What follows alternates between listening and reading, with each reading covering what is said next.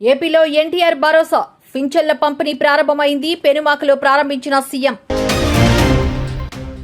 విశాఖపట్నం నుంచే ఉచిత బస్సు పథకాన్ని ప్రారంభిస్తామని త్వరలోనే రాష్ట్ర మహిళలకు తీపి కబురు. గ్రూప్స్ అభ్యర్థుల డిమాండ్లు పరిష్కరించేందుకు ప్రభుత్వం సిద్ధం. విజయవాడలోని ఇంద్రకీలాద్రిపై తొలిసారి వారాహి అమ్మవారి నవరాత్రి ఉత్సవాలు. డిగ్రీ కళాశాలలో ప్రవేశాలకు సంబంధించి నేడు ఉన్నత విద్యా మండలి నోటిఫికేషన్ విడుదల.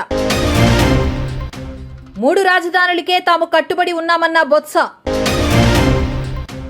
మణిపూర్ ప్రజల సమస్యలను కేంద్రం పట్టించుకోవడం లేదని జైరాం రమేష్ మండిపాటు. ప్రముఖ పర్యాటక కేంద్రమైన బొర్రా గృహాలకు పర్యాటకుల తాకిడి తగ్గింది. విశాఖ నగర పోలీస్ కమిషనర్ గా నియమితులైన అదనపు డీజీ శంఖభద్ర బాగ్జీ సోమవారం బాధ్యతలు స్వీకరించారు.